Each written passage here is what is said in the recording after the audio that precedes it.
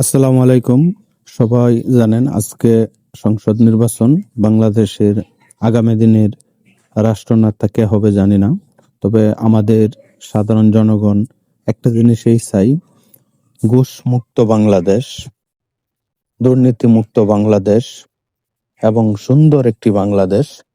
তাই যেই রাষ্ট্রনেতা হোক, তার কাছে একটাই অনুরোধ, আমাদের বাংলাদেশটা এমন ভাবে গড়ে তুলবেন যাতে পিছনে 18 বছর কি হয়েছে না হয়েছে এগুলো আমাদের সাধারণ জনগণের মনে না আসে, এবং আমরা আগামী দিনে রাষ্ট্রনেতা যে কোনো দল হতে পারে, এবং তা নিয়ে আমরা আজকে নির্বাচনের পরে কে হলো এবং নির্বাচন কমিশন যা বলবে তাই আমরা মেনে নেই। আমরা রাস্তাঘাটে ঝামেলা না করি।